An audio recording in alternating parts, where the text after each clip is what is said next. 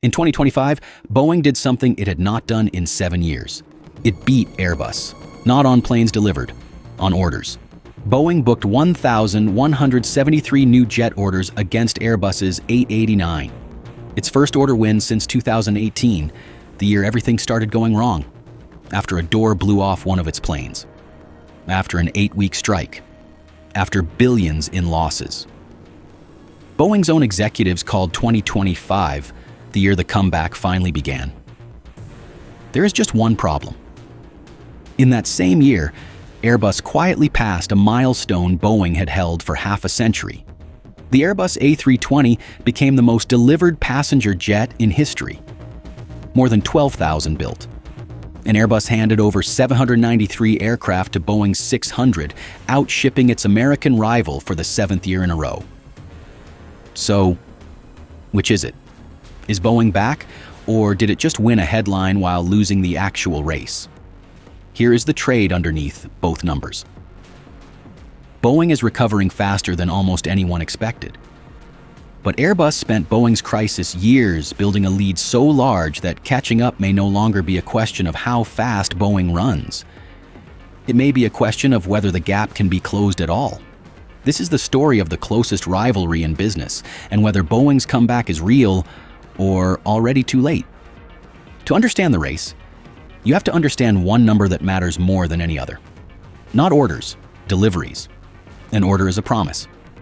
An airline signs a contract, often years in advance, sometimes a full decade before the plane even exists. Boeing and Airbus book it into their backlog, but almost no money changes hands. The cash, the real money, only arrives when the finished aircraft is handed over and the airline pays for it.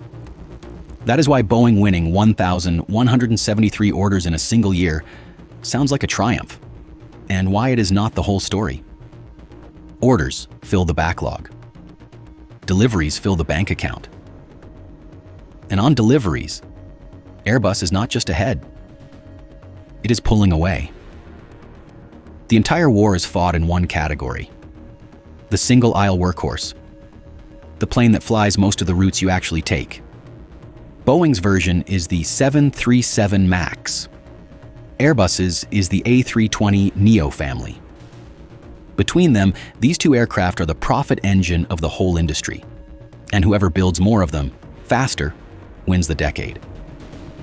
Right now, Airbus builds around 60% of the world's new single-aisle jets. Boeing builds around 40%. A market that was a near-even split for decades has tilted hard in one direction. And that tilt did not happen by accident. It happened because for almost 2 years, Boeing could barely build planes at all. On the 5th of January 2024, a piece of a Boeing 737 MAX tore off in midair. A door-shaped panel blew out of an Alaska Airlines jet minutes after takeoff, with 171 people on board. By something close to luck, no one was seriously hurt. But investigators found the panel had left Boeing's factory missing 4 bolts, and that single fact reopened a wound Boeing had spent 5 years trying to close. Because this was not the first time the 737 MAX had frightened the world. In 2018 and 2019, 2 MAX jets crashed, killing 346 people and grounding the aircraft worldwide. The door plug did not kill anyone. But it told regulators, airlines, and passengers the same thing.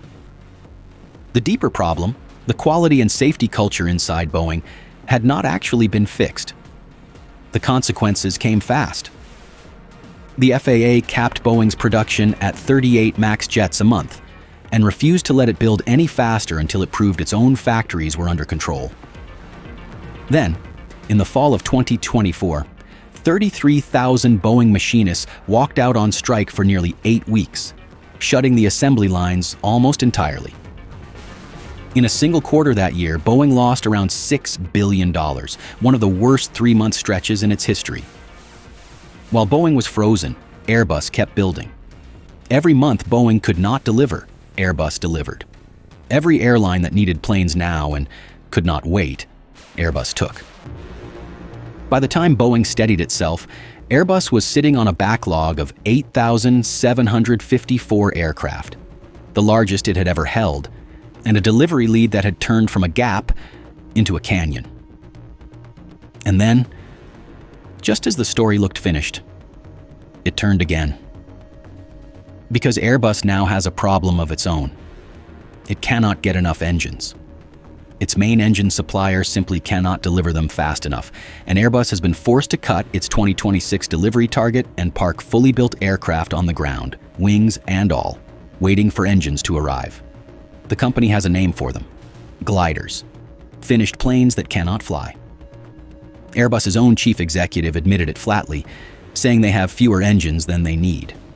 And in early 2026, Airbus's profit fell sharply, while Boeing's kept climbing back. For the first time in years, Airbus is the one stumbling, and Boeing is the one gaining ground. The only question is whether Boeing can move fast enough to use the opening before it closes. So here's where it actually stands. Honestly, with nothing rounded up in either direction, Boeing is recovering. That part is real. Revenue jumped 34% to $89.5 billion in 2025.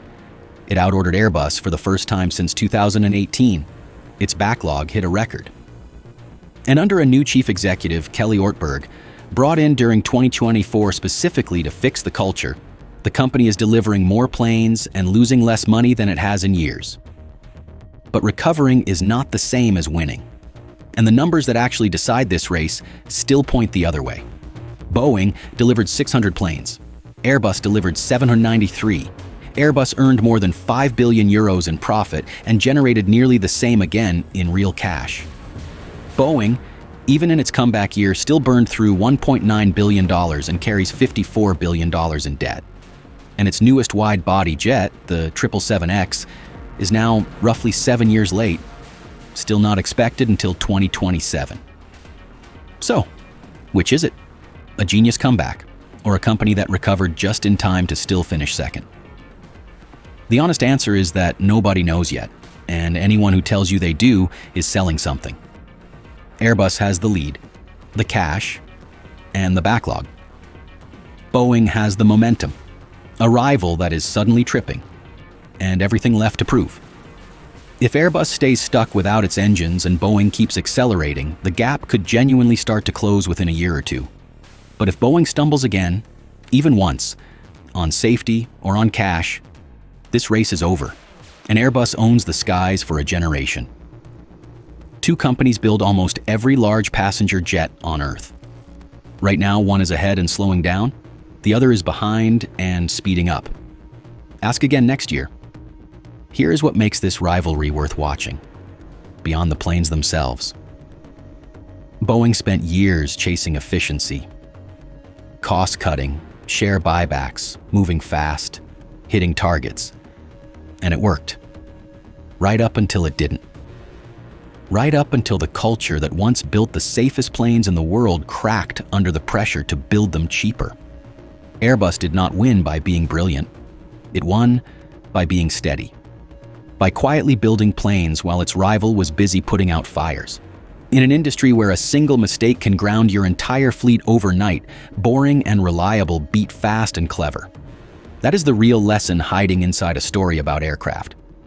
The companies that win the long races are usually not the ones that move fastest.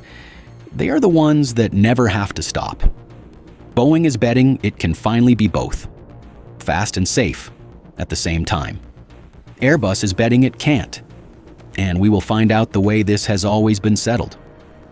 On the assembly line, one delivered plane at a time. This channel breaks down the companies quietly shaping the world you actually live in, one story at a time. Subscribe. The next race we take apart might be a lot closer than you think.